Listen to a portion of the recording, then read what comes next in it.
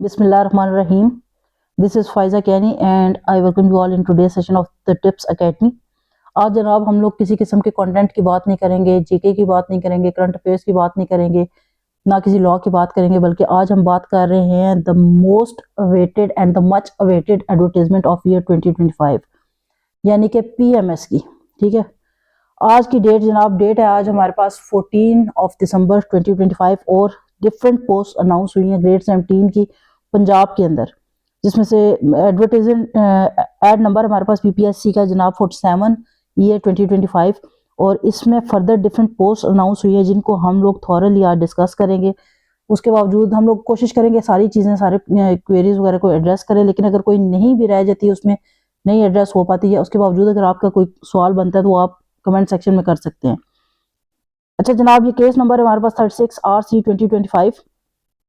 Basic scale वगैरह इसमें different discuss हो रहे हैं। पीएमएस की ही सबसे पहली है, ये ग्रेड 17 की सीट्स हैं, प्रोविंशियल मैनेजमेंट सर्विसेज की सीट्स हैं और SNDAD डिपार्टमेंट में अनाउंस हुई हैं और टोटल जो सीट्स अनाउंस हुई हैं दीज आर 80 पोस्ट। ठीक है, 80 सीटें अनाउंस हुई हैं। अब इसमें से जनाब ओपन मेरिट की 61 सीटें हैं 61, माइनॉरिटी कोटा की 16 सीट्स हैं और स्पेशल पर्सन के लिए 3 सीट्स रिजर्व्ड है। उसके अलावा इसी एडवर्टाइजमेंट में जो अगली सीटें अनाउंस हुई हैं वो एक्साइज एंड टैक्सेशन ऑफिसर की अनाउंस हुई हैं। डिपार्टमेंट कौन सा? Excise taxation and narcotics control department है।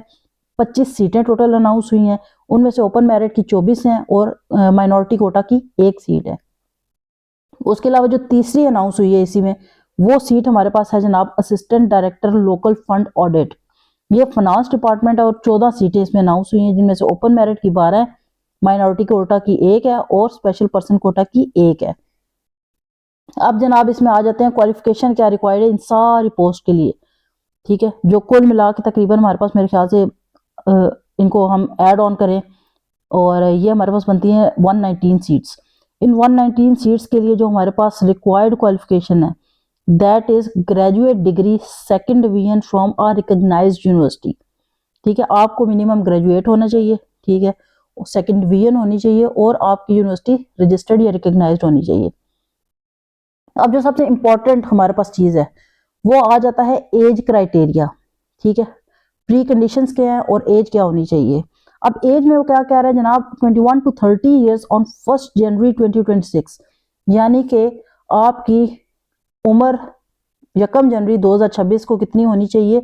21 से लेके 30 साल के दरमियान, ना 21 से कम ना 30 से ज्यादा, तब आप एप्लीकेबल हैं। ये नॉर्मल रूटीन कैंडिडेट्स के लिए। लेकिन वो कह रहे हैं कि अगर आप क्या कह रहे हैं फेडरल गवर्नमेंट के एम्प्लॉय हैं, ठीक है, या आप पंजाब के डोमिसाइल्ड हैं, यानी कि आप फेडरल गवर्नमेंट के एम्प्लॉय हैं लेकिन आपका डोमिसाइल क्या है? आपका डोमिसाइल पंजाब का है, या आप क्या जनाब पंजाब गवर्नमेंट ऑफ पंजाब के सर्वेंट हैं, ठीक है, और आपका डोमिसाइल भी डेफिनेटली फिर पंजाब का ही है, तब आपके लिए एक एज रिलैक्सेशन है। ये 5 साल की अपर एज रिलैक्सेशन मिलेगी आपको, लेकिन इसके लिए शर्त ये है कि आप उस गवर्नमेंट इदारे में कम अज कम भी 4 साल के रेगुलर एम्प्लॉय हों। ये कॉन्ट्रेक्चुअल एम्प्लॉयज इसके लिए एलिजिबल नहीं है एज रिलैक्सेशन के लिए।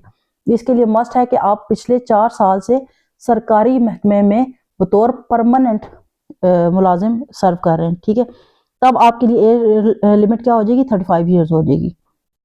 उसी के हिसाब से वो आगे कह रहे हैं जनाब for special person minimum 15 years relaxation in the upper age limit shall be allowed as per Punjab civil servants recruitment relaxation of upper age limit rules 1976। ये दोबारा सुन लें जनाब, जो नॉर्मल कैंडिडेट है, फ्रेश कैंडिडेट है, ठीक है, उससे पहले किसी किस्म की गवर्नमेंट सर्विस में वो नहीं है, उसके लिए एज क्राइटेरिया क्या है कि 1 जनवरी को उसकी उम्र 21 से 30 साल के दरमियान में हो। इसी तरह अगर आप फेडरल गवर्नमेंट के एम्प्लॉय हैं लेकिन आपको डोमिसाइल पंजाब का है, या प्रोविंशियल गवर्नमेंट पंजाब के एम्प्लॉय हैं, तो आपने कम अज कम आपकी सर्विस कितनी होनी चाहिए? 4 साल सर्विस आपकी हो चुकी है, तो आपकी अपर एज लिमिट कितनी अलाउ हो जाएगी? 35 साल तक की उम्र आपकी होनी चाहिए 1 जनवरी को, तो आप एलिजिबल हैं, आप अप्लाई कर सकते हैं। इसी तरह वो अगली कंडीशन क्या है जनाब, जो स्पेशल पर्सन हैं उनको 15 साल की एज रिलैक्सेशन है, मतलब 30 जमा 15 45 साल की उम्र तक वो अप्लाई कर सकते हैं। अब यहाँ पे जनाब इन्होंने एक इंपॉर्टेंट नोट दिया हुआ है, द रिलैक्सेशन एज पर government of Punjab age and gate notification this and this Punjab Rule 1961 shall not apply to the post of the government required to be filled through combined competitive examination conducted by, ठीक है, ये इसको ignore कर दे, ठीक है, ये इतनी इंपॉर्टेंट चीज़ नहीं है. Employees of semi government and autonomous bodies of federal government and those of local bodies are not entitled to age concessions. अब ये जनाब क्या कह रहे हैं कि जो हमारे पास सेमी गवर्नमेंट है, ठीक है, उसके कैंडिडेट्स या ऑटोनमस बॉडीज वगैरह के जो कैंडिडेट्स हैं वो इस एज रिलैक्सेशन को क्लेम नहीं कर सकते.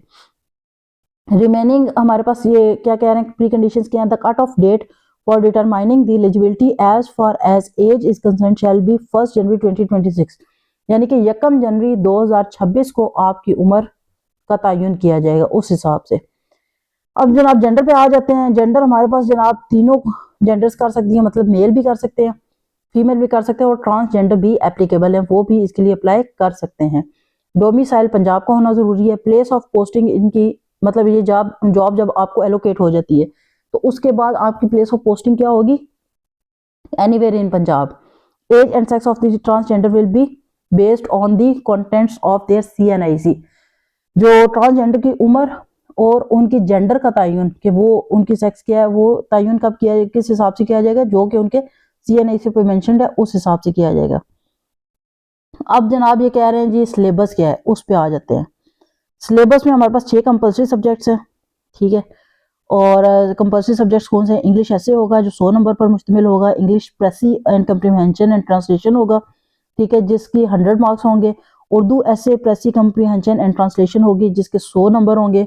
इस्लामिक स्टडीज या नॉन मुस्लिम्स वगैरह जो हैं उनके लिए एथिक्स होगी, ठीक है, उसके भी 100 नंबर होंगे ईच के, ठीक है. पाकिस्तान स्टडीज के 100 नंबर होंगे और जीके के 100 नंबर होंगे, मतलब 600 नंबर तो यहीं पे होंगे. 600 मार्क्स इसके. अब ये जो इंपॉर्टेंट चीज़ है जनाब, वैसे साइकोलॉजी का या इंटरव्यू वगैरह के नंबर 200 होते थे, इस बार उन्होंने सर्टन चेंज किए.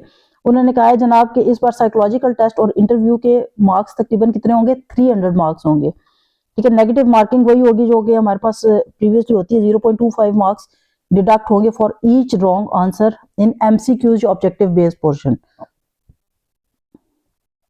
Non Muslim candidates have the option either to attempt paper on Islamic studies और एथिक्स, वो दोनों में से किसी एक पे भी अटेम्प्ट कर सकते हैं.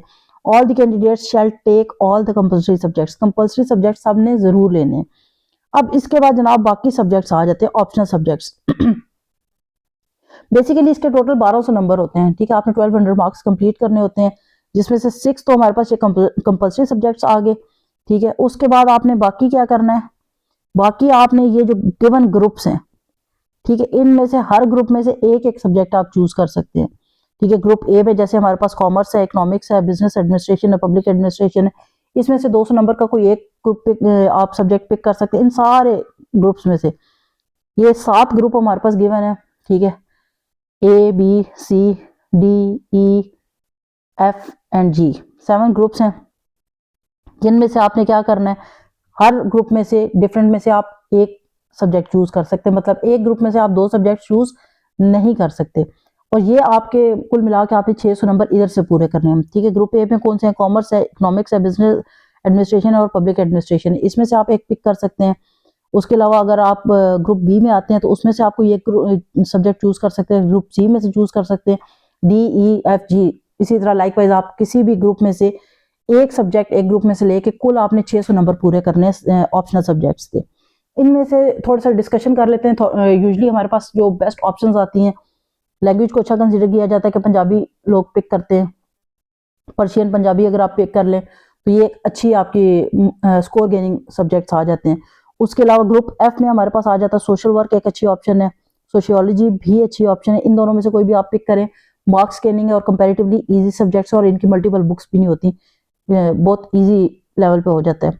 ग्रुप ई में से अगर देखें तो यूजुअली लोग मैथ्स कॉम ऑप्ट करते हैं या पॉलिटिकल साइंस ऑप्ट करते हैं, ठीक है. ये दोनों ही अच्छे और स्कोर गेनिंग सब्जेक्ट्स हैं. ग्रुप डी में सारे साइंस बेस्ड सब्जेक्ट्स हैं. इनमें अगर कोई ज्यादा इंपॉर्टेंट समझा जाता है या लोग जिसको प्रेफर करते हैं दैट इज ज्योग्राफी, 16 नंबर पे. ग्रुप सी में भी डिफरेंट हमारे पास कंप्यूटर साइंस, मैथमेटिक्स, स्टैट्स और प्रिंसिपल्स ऑफ इंजीनियरिंग है. ये रेलिवेंट फील्ड के लोग ही पिक कर सकते हैं. ग्रुप बी में agriculture, vet sciences, botany, zoology, ये जिनके रेलिवेंट फील्ड्स हैं वही पिक कर सकते हैं. लेकिन अगर आप मुझसे पर्सनली डिस्कस करते हैं या मुझसे ऑप्शन लेते हैं तो I will always go for subjects like group A में से अगर मुझे चूज करना पड़े तो I will go for public administration. अच्छा ये है और काफ़ी ज़्यादा रिलेटिव या इजी गोइंग चीज़ें होती हैं, रूटीन रोज़मर्रा की चीज़ें होती हैं जो कि थोड़ा सा भी मैनेजमेंट में इंटरेस्ट लेता है या इर्द गिर्द अपने माहौल पर नज़र रखता है तो चीज़ें मैनेजेबल होती हैं। ग्रुप बी में से that is not relevant to me. Group C में से अगर मुझे चूज करना पड़े तो I will ignore it totally. D को भी अगर चूज करना पड़े तो यहाँ से I will opt geography. Definitely geography comparatively easy भी है। ज्योग्राफी ऑप्ट करने का एक ये भी फायदा होता है कि आपका ना जीके में वर्ल्ड का जो पोर्शन होता है ना, जनरल नॉलेज, जिसमें मैप्स, वर्ल्ड जियोग्राफिक्स और दिस एंड दैट होती हैं, वो आपका काफ़ी लंबा चौड़ा पोर्शन कवर हो जाता है। ठीक है, तकरीबन 10-15 मार्क्स उधर से कवर हो जाते हैं। ग्रुप ई में से अगर मुझे चूज करना पड़े तो I will go for pol science और मैथ्स कॉम। ठीक है, ग्रुप एफ में सोशियोलॉजी, सोशल वर्क, अगेन दोनों अच्छे सब्जेक्ट्स हैं, स्कोर भी इनका अच्छा आ जाता है और इनको प्रिपेयर करना भी कंपैरेटिवली इजी है। और उसके अलावा ग्रुप जी में से अगर मुझे करना पड़े I will go for Punjabi 30 serial number पे और 29 नंबर पे पर्शियन। पर्शियन वही बंदा ले जिसको इंटरेस्ट है, और पंजाबी अगेन लोग कहते हैं कि मार्क्स गेनिंग है, अच्छा सब्जेक्ट है। ठीक है, मार्क्स गेनिंग भी है, अच्छा भी है, लेकिन उसके लिए आपका थोड़ा सा लिटरेचर की तरफ ध्यान होना ज़रूरी है। अगर आप पंजाबी ऑप्ट करना चाहते हैं तो आपका लिटरेचर से नो हाउ होनी चाहिए, आपको लिटरेचर के बारे में मालूम होना चाहिए। थोड़ा सा आगे इसको फर्दर डिस्कस करते हैं जनाब। सिलेबस, जितने भी ऑप्शन सब्जेक्ट हैं इनका सिलेबस आपके पास पीपीएससी की वेबसाइट से आपको आराम से मिल जाएगा।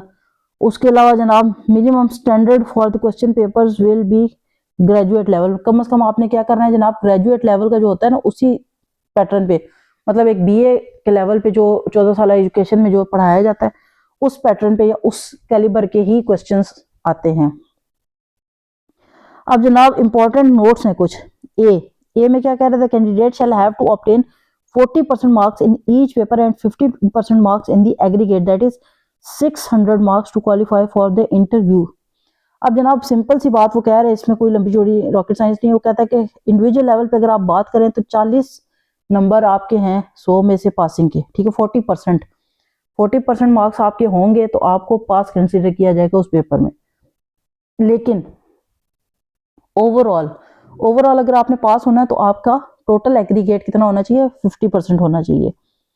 नो चेंज और additional alteration or of optional subjects mentioned in the time of submission of online application form will be made and no further representation will be entertained। अब वो क्या कह रहे हैं जनाब, जो भी आपने ऑप्शनल सब्जेक्ट चूज करने हैं वो आपने एक ही दफा चूज करने हैं, आपको बार बार उसमें चेंजेस की ऑप्शन नहीं मिलेगी। सो बी केयरफुल, अच्छे से डिस्कस करें सिलेबस जितना पीपीएससी की वेबसाइट पे अवेलेबल है उसको आप डिस्कस करें, खुद चेक करें, पढ़ें।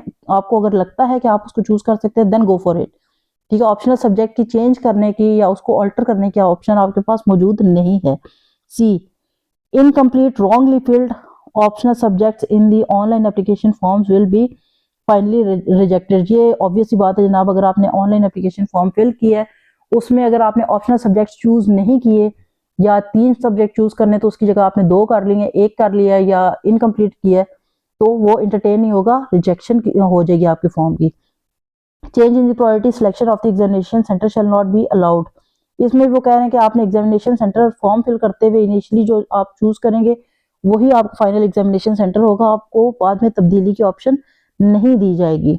ठीक है, E, if request of variation in number of post received at any stage it shall be accepted by the commission without inviting fresh applicants. ठीक है जनाब, ये कह रहे हैं कि अगर 80 सीटें पीएमएस की अनाउंस हुई हैं और उसमें तब्दीली आती है, उनको 60 कर दिया जाता है या उसमें मजीद एडिशनल आ जाती है सीटें की, लेट्स सपोज 20 या 30 और सीट्स अनाउंस हो जाती हैं और टोटल मिला के वो 100 या 120 या 110 कर देते हैं सीट्स पीएमएस के लिए, तो वो कह रहे हैं कि वो दोबारा से ऐड ऑन हो जाएंगी, अनाउंस हो जाएंगी, लेकिन उसके लिए दोबारा से आपको फ्रेश एप्लीकेशन देने की जरूरत नहीं है। Examination will be conducted in phases में कंडक्ट होता है जनाब। सबसे पहले आपका होता है ये प्री रिक्विजिट, जैसे एमपीटी होता है सीएसएस का, इसी तरह ये आपका होगा एंट्री टेस्ट के तौर पे पहले जीके का होगा जो वो क्वालिफाई कर लेंगे, एमसीक्यूज बेस्ड होगा बेसिकली। ठीक है, जिसका वो क्वालिफाई हो जाएगा वो नेक्स्ट फेज के लिए एलिजिबल होगा। अब जनाब वो कह रहे हैं जी please read important instructions regarding application fee, test written test interview on PPC website, आप वहाँ पे अप्लाई करने का तरीकाकार देख सकते हैं। ऑनलाइन ही अप्लाई होगा और वहीं पे आपने इसको अप्लाई करना है। In case a candidate claims that his her qualification is equivalent, जैसे होता है डिफरेंट किस्म के आपने डिप्लोमास किए हुए होते हैं, सो उसके डिग्री प्रोग्राम्स होते हैं, तो उसमें अगर आपको लगता है कि आपकी डिग्री इक्विवेलेंट टू बैचलर्स है तो आपने रेलिवेंट एचईसी का इक्विवेलेंस सर्टिफिकेट प्रोवाइड करना है। In services, candidates will ensure while applying for particular post that they have applied for NOC, DPC from their concerned departments। अब जनाब अगर आप अपर एज रिलैक्सेशन क्लेम कर रहे हैं, ठीक है, और अगर आप कहते हैं कि मैं ऑलरेडी गवर्नमेंट एम्प्लॉय हूँ, 4 साल से सर्व कर चुका हूँ और मैं अपर एज रिलैक्सेशन क्लेम करना चाहता हूँ, तो आपने क्या करना है, अपने डिपार्टमेंट से NOC पहले अप्रूव करवा लेना है, ठीक है, या उसकी एप्लीकेशन आपने साथ अटैच कर देनी है या एप्लीकेशन दे देनी है। अब कुछ लोग कह रहे थे कि मेरा डिपार्टमेंट है जनाब फिलहाल टेम्परेरीली उसकी post, I was checking the comment section और वहाँ पे एक कमेंट था कि हमारे जो हेड ऑफ डिपार्टमेंट है वो right now he is not available, post vacant है, पोस्टिंग अवेटेड है पर्सन, और मैंने इसके लिए अप्लाई करना, तो मैं क्या करूँ। उसके लिए तरीकाकार ये होता है कि आप इनिशिएट करें अपनी एप्लीकेशन, ठीक है, अपने इमीडिएट बॉस से उसको साइन करवाएं, फॉरवर्ड करवाएं और उसको फर्दर प्रोसीड कर दें। एप्लीकेशन में आप एनओसी के ऑप्शन को यस कर दें, ठीक है। अब ये जो एनओसी आपने अपेयर होके दिखाना है, जो जहाँ पे आपने एनओसी प्रेजेंट कर रहे हैं, that is the interview stage, ठीक है। इनिशियल स्टेजेस पे आपसे एनओसी कोई भी नहीं पूछता, ये जाके लेटर स्टेज पे जब आप इनिशियली क्वालिफाई कर लेते हो, क्वालिफाइंग राउंड में आके मतलब एमसीक्यूज बेस्ड को क्लियर कर लेते हैं, जीके को, उसके बाद नेक्स्ट आप फेज में सारा रिटर्न जो 1200 नंबर का रिटर्न है उसको क्लियर कर लेते हैं, तो आपको थर्ड फेज में जाके ये इंटरव्यू कॉल के दौरान आपने उससे पहले पहले अपना डिपार्टमेंट का नो ऑब्जेक्शन सर्टिफिकेट या डिपार्टमेंटल परमिशन जो होती है वो सर्टिफिकेट दिखाना होता है, ठीक है। और एक और चीज आपको बताती चलो कि पीपीएससी का एक सर्टेन पैटर्न है, ठीक है, डिपार्टमेंटल परमिशन का एक पैटर्न है, आपने वही डाउनलोड करना है फॉर्म, उसी को फिल करना है, उसी के साथ अपनी आपने हैंड रिटन एप्लीकेशन लगानी है और उसको फर्दर प्रोसीड करना है। जस्ट हैंड रिटन एप्लीकेशन दे के आप पीपीएससी की परमिशन नहीं लेंगे, ना ही डिपार्टमेंट आपको परमिशन देगा। पीपीएससी का एक फॉर्म है जिससे आपने डिपार्टमेंटल परमिशन का फॉर्म होता है, उसको आप डाउनलोड करें, उस पर करें, उस पर भी इंशाल्लाह हम फर्दर वीडियो बनाएंगे। The candidates will ensure that they will provide marks, obtain total marks और percentage certificate of all degrees issued by the, ठीक है, ये आप जब ऑनलाइन फॉर्म फिल करेंगे तो आप उसमें अपनी डिग्रीज वगैरह को भी अपलोड करेंगे और अपने मार्क्स वगैरह बताएंगे कि आप एलिजिबल हैं। No information whatsoever shared by anyone other than the PPSC website is authentic. Obvious बात है कि अगर पीपीएससी की वेबसाइट के अलावा कहीं से कोई इंफॉर्मेशन आती है तो वो ऑथेंटिक नहीं है। अब ये बड़ी इंपॉर्टेंट चीज है कि ये क्लोजिंग डेट क्या है, 5 जनवरी 2026। उससे पहले पहले आपने इसको फिल करना है, उससे पहले पहले आपने अप्लाई कर लेना है और उससे पहले पहले आपने अपनी सारी कंडीशंस मीट कर लेनी है, ठीक है।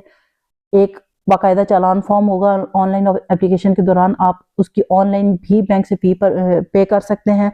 फी पे करने के बाद आप सिंपली उसको क्या करेंगे कि चालान फॉर्म अटैच करें, अपना ऑनलाइन फॉर्म फिल करें and don't wait for the last dates. कोशिश करें कि 3 जनवरी से पहले पहले अपलोड कर दें, क्योंकि लास्ट डेज में यूजुअली वेबसाइट्स हमारे पास बहुत ओवरलोडेड होती हैं, बर्डनाइज होती हैं और वो काम नहीं कर रही होती। सो लास्ट डेट आने से पहले पहले आप इसको कंप्लीट कर लें। Thank you so very much for your kind time and I hope आपको चीज़ें समझ आ गई होंगी। उसके बावजूद अगर कोई चीज़ समझ नहीं आती, you can contact us on WhatsApp, you can contact us on in comment section and I will be pleased to help you out। और आपको किसी भी किस्म की मदद की ज़रूरत है, regarding you have any question regarding application form, regarding NOC or anything, you can contact us। Thank you so very much once again। Jazakallah, Allah Hafiz।